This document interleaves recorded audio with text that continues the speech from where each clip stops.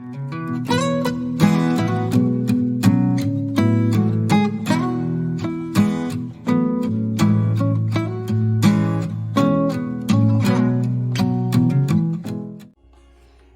à tout le monde, bienvenue à une parole d'encouragement aujourd'hui avec Pasteur Marie-Noël.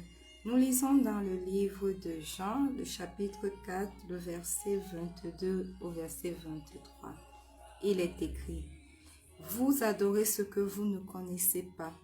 Nous adorons ce que nous connaissons, car le salut vient des Juifs.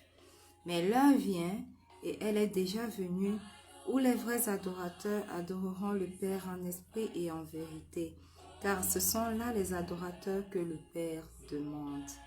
Alléluia. Bien-aimés, qui adorez-vous? L'expression « je l'adore » s'emploie simplement aujourd'hui avec une telle facilité.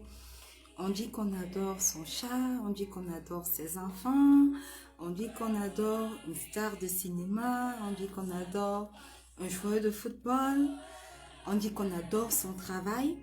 Mais la première signification du verbe adorer, c'est de rendre culte à un Dieu ou à une divinité.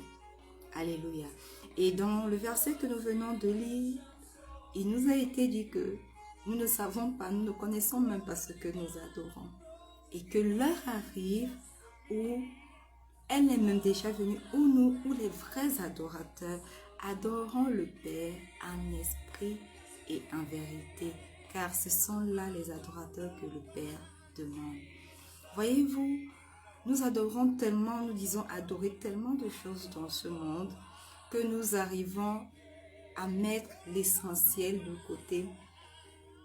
Nous avons oublié que notre adoration doit être adressée au Créateur du monde, à celui qui nous a sauvés, qui mérite la première place dans nos vies.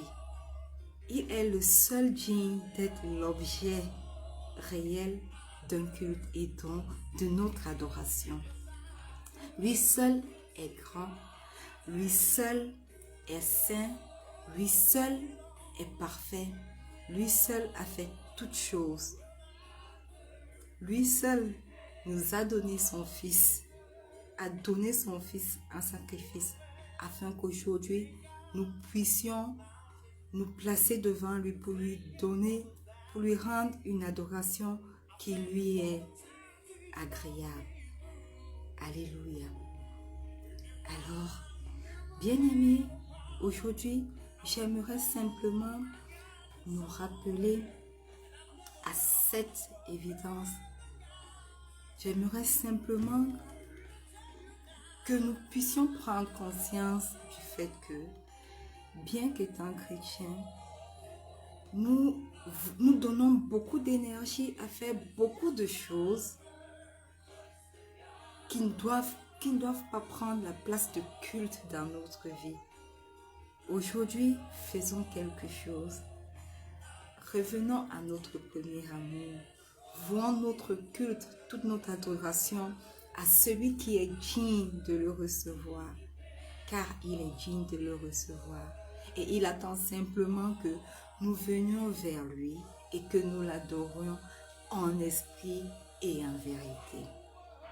Alors, qui adores-tu? Prendons la résolution ce matin de recommencer à adorer le seul vrai Dieu, celui qui a créé le ciel et la terre, celui qui est prêt à te recevoir, qui t'aime de tout son cœur et qui t'a pardonné. Moi, j'ai décidé d'adorer le Dieu de la création, le Dieu d'Abraham, le Dieu d'Isaac, le Dieu de Jacob.